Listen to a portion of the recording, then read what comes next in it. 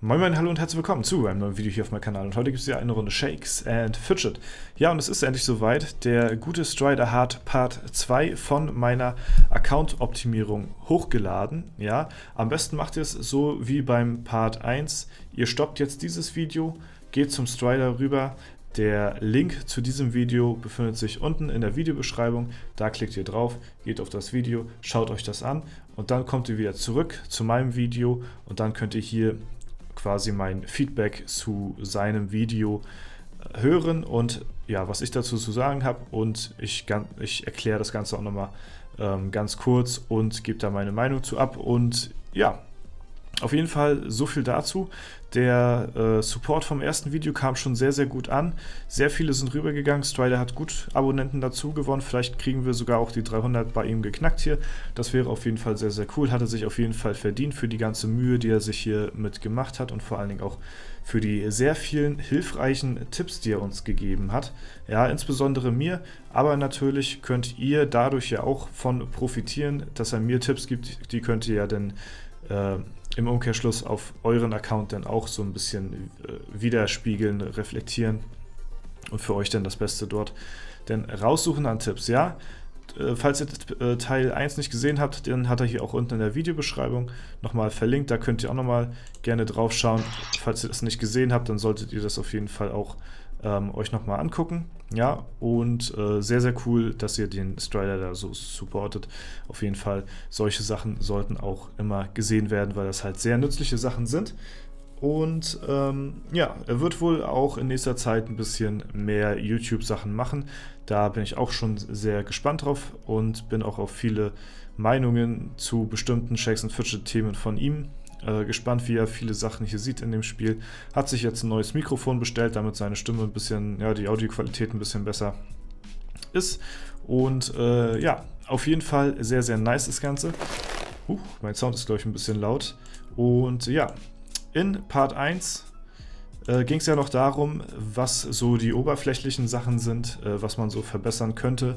Ne? Also da wurde halt so auf Sachen eingegangen wie das Equipment, was halt verbessert werden müsste. So, ne? Da hatte ich ja dann auch gesagt, dass für uns dann, wenn denn der neue Legendary Dungeon kommt, wenn einer kommen sollte, vielleicht kommt zu Ostern einer, wäre auf jeden Fall ein guter Anlass, dass da der nächste Dungeon kommt. Falls es so ist, ja, oder generell, wenn der nächste legendäre Dungeon kommt, dann hatte ich ja gesagt, könnt ihr euch auf einen fetten Stream einstellen, weil ich mich da komplett neu equippen möchte mit legendären Ausrüstungen. Und das Wichtigste ist natürlich, dass ich die legendäre Waffe bekomme. Und ja, da werden wir so lange dann durch den Dungeon grinden, bis wir die dann auch bekommen. Ne? Also, wie gesagt, Part 1 Video waren halt die oberflächlichen Sachen. Equipment ein bisschen verbessern, dann die Verbesserung vom Equipment selbst, dass man die noch ein bisschen hochtreiben könnte, die mache ich so wahrscheinlich auf 12, denke ich mal. Alles darüber lohnt sich nachher nicht mehr so von den Kristallen, die man ja, so bekommt und was man dafür ausgeben muss und was das denn an Attribute dann mehr hat. Zumindest wird das dann ziemlich teuer, das Ganze, und ich werde dann nicht mehr aktiv zumindest dann danach suchen, ne? Ich werde aber meine Kristalle auch noch so lange sparen, bis ich halt den nächsten legendären Dungeon angreifen kann, weil da bekomme ich ja dann die meisten Epics dann auch. Und da bekomme ich auch die vielen Epic-Sachen. Ne? Und da hatte ich ja auch unter anderem, oder da bekommt man ja auch unter anderem epische Waffen und so, und damit kann man ja am meisten Kristalle bekommen. Ne? Aber ich werde jetzt nicht irgendwie aktiv hier im Shop blättern oder so. Nur damit ich quasi mir meine Sachen verbessern kann. Ne? Außerdem wäre es sowieso unklug, jetzt die Kristalle zu verbraten, wenn ich mich sowieso bald neu equippe mit den neuen legendären Items, die dann durch den Dungeon dazukommen. Und deswegen spare ich das Ganze jetzt ein bisschen. Bin jetzt momentan bei 251k. Ne? Also da geht auch noch ein bisschen, und bis dahin, denke ich mal, habe ich auch noch ein bisschen mehr. Dann werde ich auch wieder was zerlegen, bekomme da auch wieder Kristalle. Meine Begleiter haben auch relativ viel. Wenn wir alleine meinen Marquardt anschauen, guckt euch mal an, was hier noch an Kristalle ist. Da könnte man sich überlegen, dass man früher oder später hier auch noch ein bisschen was abzapft, um auf mein Main das umzulagern, weil das sind nämlich ganz schön viele Kristalle, die hier der Marquardt hat. Und die Kunigunde und der Bertram auch nicht so verkehrt. Hier auch 6-mal verbessert und so, ne? Also da kann man auf jeden Fall noch ein bisschen was abzapfen. So, ja, wie gesagt, das war dann der Punkt zum Equipment, ne? Equipment selbst verbessern, die Verbesserung auf den Items auch verbessern, ja. Dann, dass man halt auf Gold geht, so ist natürlich klar. Dann wurde auch noch die Edelsteinmine natürlich angesprochen, ne? Wir haben es jetzt auch hier gerade, das Gold-Event, ne? Gold- und Festungs-Event hier, man sieht es an den schönen Ballons hier, ne? Ja, und da wurde natürlich mir empfohlen, ein bisschen die Augen offen zu halten. So, das war quasi Part 1. In Part 2 kommen jetzt so ein bisschen die fortgeschrittenen Tipps und Tricks, speziell angepasst an meinen Server so, aber also wenn ihr das Video von Strider gesehen habt, dann könnt ihr diese Tipps und Tricks auch auf euren eigenen Account ummünzen sozusagen, ne? Und in Part 2 geht es dann eher um die Skillung, ja, wie seid ihr geskillt, wie sind eure Gegner geskillt und was könnt ihr besser machen, um eine etwas höhere Gewinnchance rauszuholen. So, also es geht quasi um zwei Sachen primär in Part 2. Einmal die Skillung, was sollte man für eine Skillung haben, und dann die Waffenspanne. Ne? Die Waffenspanne ist auch ziemlich entscheidend. Das haben wir ja auch schon vorher gewusst gehabt, bevor Strider das gesagt hatte, dass es halt so eine PvP-Waffe gibt und eine PvE-Waffe. Ich habe hier halt eine PvE-Waffe. Dadurch, dass die Spanne von dieser Waffe rechts raus sehr, sehr hoch ist sie natürlich in Dungeons deutlich, deutlich besser, weil man da hohe Crits landen kann. Und damit spielt man dann quasi mit einer Chance, dass man einen Gegner über seinem Niveau besiegen kann, weil man halt viel, viel mehr Schaden rausmacht als jetzt im Durchschnitt von einer PvP-Waffe, die halt jetzt eine Spanne hat von, keine Ahnung, so wie meine eine legendäre Waffe von 3300 bis 3310 oder irgendwie so, ja, so irgendwie so eine Spanne von 10 hat oder so, ne? Da kannst du halt nicht sehr viel besser werden, du kannst aber auch nicht sehr viel schlechter werden. So, deswegen sagt man dazu, ist das eine PvP-Waffe, weil man halt konstant im Schaden ist und man platziert sich dann so halt in der Ehrenhalle, ne? Vorteil von der Waffe ist natürlich auch, durch diese enorme Spanne könnte ich auch hier Gegner besiegen, wo ich jetzt bisher noch nicht so Chancen hätte, wegen dieser hohen Spanne. Aber ich könnte halt auch gegen Gegner verlieren, gegen die ich normalerweise nicht verlieren würde. Und das ist halt viel, viel entscheidender. Denn wenn einen jemand besiegt von unterhalb, so jetzt zum Beispiel, sag ich mal, ein Papa Duff, so, jetzt nichts gegen ihn, aber würde er jetzt zum Beispiel so eine fette Schadensspannenwaffe haben und ich habe auch so eine und ich kritte ihn halt mal so gar nicht und mache halt übelst wenig Schaden, weil ich halt rechts raus nichts treffe, so ganz, ganz geringe Trefferchancen, so, ne, dann könnte er mich besiegen, so, als Beispiel, und zieht mir quasi 200 Ehre ab. Und das sind halt 200 Ehre, die mir dann halt hier oben fehlen, was mich dann wiederum ein paar Plätze dann hier umherschleudert, denn so, ne. Das würde mir nicht passieren mit einer PvP-Waffe, wo halt die Spanne konstant gleich ist. Da würde ich dann sowas gar nicht zulassen, so, ne. Also Konstanz in der Ehrenhalle merken, immer wichtig. Jetzt kommt aber der Advanced-Trick noch dabei. Strider hat ja, wie ihr vielleicht auch im Video gesehen hatte, die PvP-Kämpfe hier in der Ehrenhalle millionenfach durchgespielt, um zu sehen, welche Statistik und welche Schadensspanne und sowas für einen selbst und jetzt auch für mich am besten ist. Und er ist halt auf diese, nachdem er halt für seinen eigenen Account auch in der internationalen Ehrenhalle auch sehr viel, sag ich mal, rumgetestet hat, ne? Jetzt wird er verlieren jetzt hier. Okay, das ist jetzt wieder ein schlechtes Beispiel. Aber die Gegner sind natürlich auch alle sehr stark hier oben, ne? Das ist natürlich ganz klar. Und wir müssen natürlich auch dazu sagen, dass Strider halt auch einen Account hat, der eigentlich nur hier oben mitspielt, weil er halt sehr viel Geld dadurch investiert hat, um seine Edelsteinmine sehr frühzeitig auf Stufe 100 durchzuskippen. Dadurch hat er ja erst diesen extremen Sprung geschafft, so, ne? Innerhalb von einem Jahr von, ich glaube, irgendwie, keine Ahnung, weiß ich gar nicht mehr genau, irgendwie Rang 80 gefühlt jetzt auf die ersten Ränge so, ne? Das wäre sonst nicht möglich gewesen. Ja, und er hatte halt mit diesen Tools halt unglaublich viel herumgetestet und wir sagen ja so, ja, diese große Schadensspanne ist nice für Dungeon und so, für Ehrenhalle, gut, muss man gucken, es war auch nice, aber es ist jetzt nicht so das Gelbe vom Ei. Diese legendäre Waffe, die ich hatte, die eine Schadensspanne von, ich glaube, das war eine Spanne von 30 oder so. Ja, 30 im Unterschied. War vor, glaube ich, 3300 bis 3330 oder so war das, ne? Wo halt nicht viel passieren kann. Sagt man, PvP-Waffe ist aber auch nicht so verkehrt, es ist aber auch nicht so richtig gut, ja. Am besten fährt man tatsächlich mit einer Waffe, die einen guten Mittelwert hat, ja. Die rechts raus jetzt nicht so zu viel rechts raus hat, aber auch nicht zu wenig links raus, also ne, die halt so ein gutes Mittelfeld ist. Sagen wir mal, das Schlechteste, was ich ziehen kann, ist eine 3000 bis 3030 Waffe von der Spanne her. Das wäre so das Schlechteste, und das Beste, sagen wir jetzt mal rechts raus, bis zu jetzt hier in dem Falle jetzt 1900 bis 5000, ja.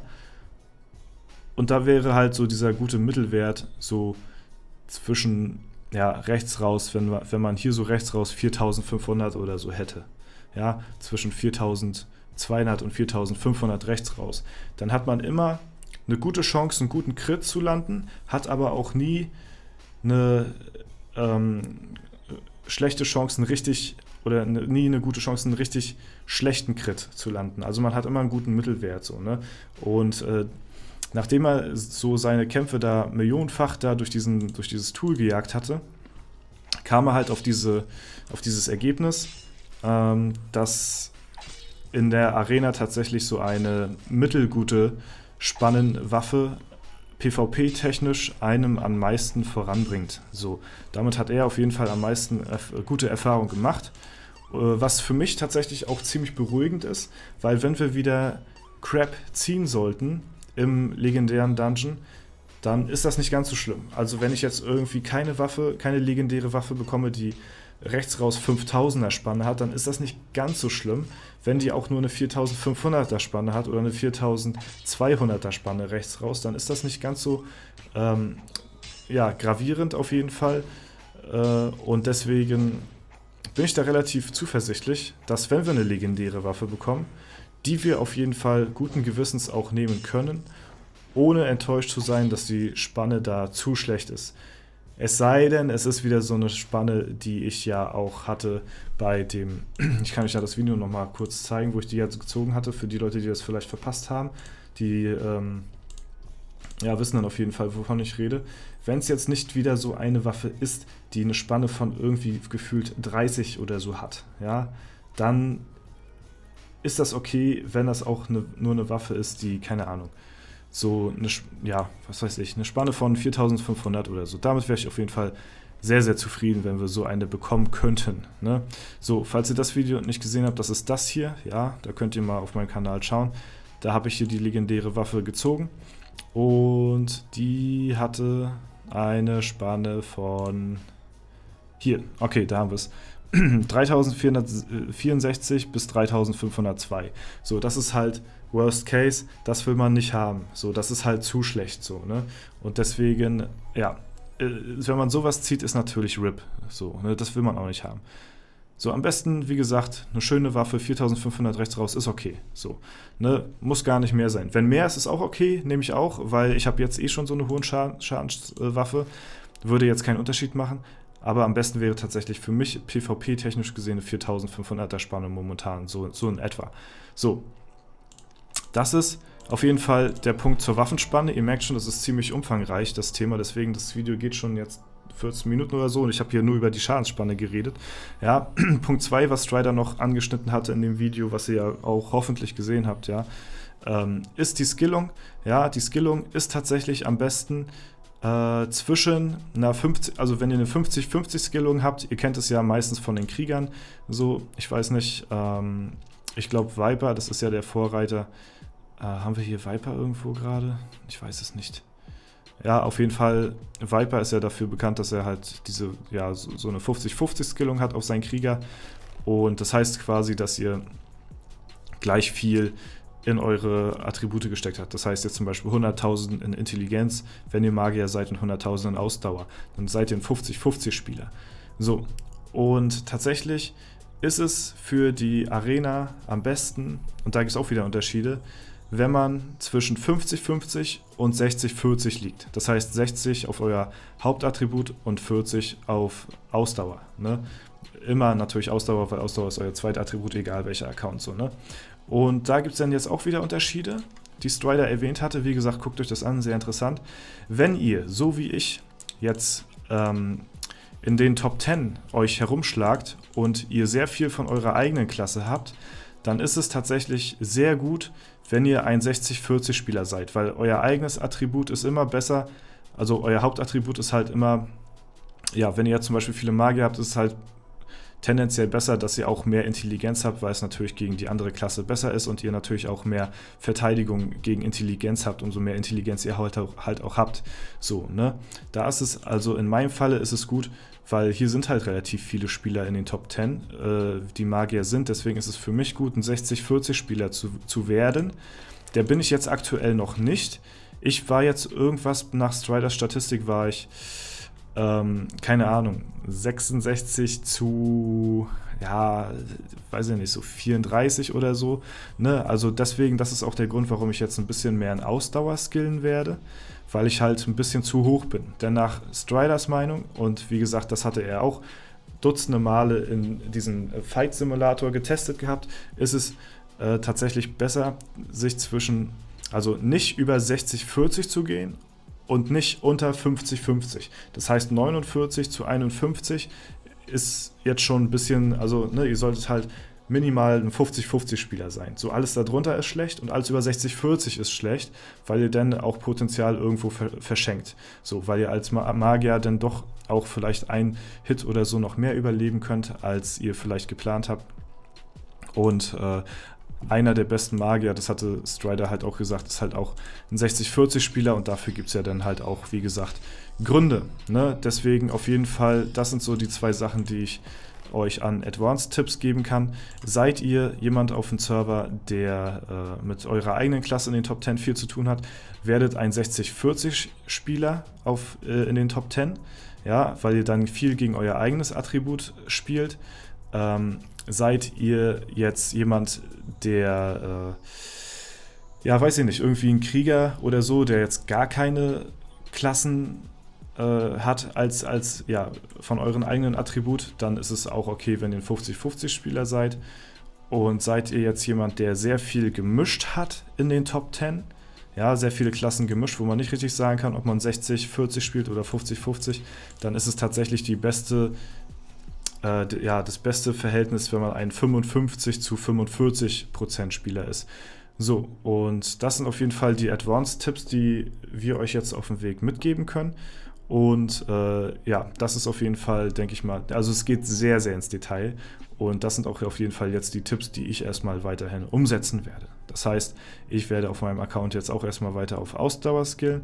Ich hatte ja Ausdauer schon ein bisschen hochgeskillt gehabt, jetzt auf 20k. Und wollte jetzt wieder weitermachen mit Intelligenz, ja. Und durch diesen Tipp werde ich jetzt aber weiter auf Ausdauer gehen. Würde sich für mich noch ein bisschen mehr lohnen. Und ja, nach Striders Berechnungen, wie er halt das alles durch diesen Fight-Simulator durchlaufen lassen hat, wenn ich jetzt nun alleine 2 Sachen changen würde, das heißt, ich würde auf 60-40 jetzt sein, anstatt auf 66 zu 34, was ich jetzt momentan bin. Und ich eine Waffenspanne habe von bis zu 4500 rechts raus, anstatt dieser Waffe hier, die ziemlich viel mit Glück zu tun hat. Das würde für mich in der Arena alleine einen Unterschied machen durch diese kleinen Sachen würde es mein Account um 5% erhöhen. Das heißt, die Win-Chancen gegen die anderen Leute hier würden sich um 5% steigern. Was auf jeden Fall sehr, sehr viel ist. Das hört sich erstmal nicht viel an, aber das ist tatsächlich unglaublich viel im Verhältnis betrachtet darauf, wie lange eigentlich schon diese Accounts hier schon bespielt werden und wie man doch in relativ kurzer Zeit, sagen wir mal so ein Vierteljahr oder so, einen Progress von 5% oder so jetzt machen kann in der Arena. Ne, das heißt, ich werde 5% besser, die anderen 5% schlechter dadurch. Ja? Und das ist auf jeden Fall so die Sache. Wenn wir uns jetzt mal hier so die anderen Leute anschauen, geht die Spanne schon relativ weit. Ich glaube, der Dwayne, den hatte er auch gezeigt, das war, der geht relativ viel auf Intelligenz halt so im Verhältnis zu Ausdauer, was ihn auch ja, ein bisschen zurückwirft, weil das halt irgendwie ein bisschen verschwendetes Potenzial ist. So, ne? Das lohnt sich halt nicht, weil er schon fast hier 70-30 ist vom Verhältnis her. Und das ist halt viel zu viel. Also guckt, dass ihr auf jeden Fall in diesem Rahmen bleibt. Nicht unter 50-50 und aber auch nicht über 60-40 von euren Attributen her. Ja, schaut, dass eure Spanne nicht zu sehr krass rechts raus ist. Ne? Das ist auf jeden Fall, das sind so die zwei Haupttipps, die ihr euch dann auch mit auf den Weg gegeben habt. Wie gesagt, schaut auf jeden Fall da bei Strider vorbei. Sehr informativ und ich bin gespannt, was wir noch so in der Zukunft alles erreichen können hier auf dem Server, um uns hier eventuell langfristiger auf den Top-Rängen ganz oben zu bewegen. Ja, machen wir ja jetzt schon. Wir sind ja nicht sehr viel Ehrenabstand hier auseinander. So und deswegen, ja, bin ich da auf jeden Fall sehr zuversichtlich. Aber erstmal warten wir auf das nächste Legendary Dungeon Event. Da werden wir uns deutlich verbessern von den Attributen her. Und dann befolgen wir halt noch so ein bisschen die Tipps. Es ist halt random, was wir für eine Legi-Waffe bekommen. So, das können wir nicht großartig beeinflussen. Deswegen hoffe ich, vielleicht bekommen wir sogar 2 relativ früh, vielleicht auch 3 oder so, bevor wir dann das komplette Equipment hier durchgeswitcht haben. Und ja, hoffen auf jeden Fall auf eine einigermaßen gute Spanne. Ne? Und dann befolgen wir noch die Tipps mit der Skillung und dann werden wir uns auf lange Sicht gesehen hier deutlich verbessern auf dem Server. Ja, also ich werde jetzt erstmal von der Ausdauer her auf 100.000 hier gehen. So, bevor ich überhaupt wieder nachdenke, auf Intelligenz zu gehen. Weil mein Ziel ist es halt jetzt auf lange Sicht gesehen tatsächlich in der internationalen Ehrenhalle mitzuspielen. Weil man muss tatsächlich dazu sagen, viele Sachen habe ich jetzt schon erreicht so. Es gibt nicht mehr sehr viele Dungeons. Es ist halt ein Dungeon noch offen, der ist halt relativ zäh. Die besten Spieler der Welt hängen bei 8 von 10 momentan. Da kommt halt keiner weiter. Oder 9 von 10, ich weiß jetzt nicht ganz genau, eins von den beiden. Es gibt nicht mehr sehr viel zu tun. Die Pets sind jetzt als nächstes Feature auch bald durchgespielt. Arena Manager ist durch. Ne? Es gibt nicht mehr sehr viel. Das heißt, man muss sich neue Ziele suchen, neue Motivation schaffen und das ist für mich persönlich jetzt so ein bisschen Anreiz, die internationale Ehrenhalle anzugreifen. Sir Webster vertritt uns hier auf Platz 95, also wir sind in den Top 100 in der internationalen Ehrenhalle. So, und deswegen wollen wir da versuchen, ein bisschen voranzukommen und das ein bisschen im Augenmerk zu haben. Ja, ich bin gespannt, wann ich das erste Mal in die internationale Ehrenhalle kommen werde. Und ich war kurz zwischenzeitlich jetzt schon mal einmal auf Platz 1 gewesen, war jetzt auch wieder runter. Ich wollte das ja eigentlich live im Video festhalten, dann ist das aber mehr so automatisch passiert, so wenn halt andere jetzt einen angreifen, ne, und man gewinnt, dann kommt man halt trotzdem jetzt unabsichtlich auf Platz 1. So, ne. Dafür kann ich halt nichts, aber ich werde euch versprechen, wir werden nochmal im Video live versuchen, auf Platz 1 zu erkämpfen. Gut, das soll soweit gewesen sein. Sehr umfangreiches Video, auch wenn es wirklich nur 2 kleine Details oder 2 kleine Sachen sind, auf die man es herunterbrechen kann. Waffenspanne und Skillung, so, ne? Aber ich versuche das so gut wie möglich zu erklären, warum das gerade denn so wichtig ist und deswegen ist das Video jetzt 23 Minuten lang. Das soll soweit gewesen sein. Ich bin euch jetzt lang genug auf den Sack gegangen. Wenn es euch gefallen hat, lasst gerne eine Bewertung und Kommentar dazu da. Guckt bei Strider auf jeden Fall vorbei. Ne? Lasst ihn schöne Grüße, ein Like, ein Abo da. Hat er sich verdient. Und ja, wenn es euch gefallen hat, dann wisst ihr, was ihr zu tun habt. Ansonsten wünsche ich euch noch einen super schönen Tag. Vielen Dank fürs Zuschauen. Haut rein und bis zum nächsten Mal.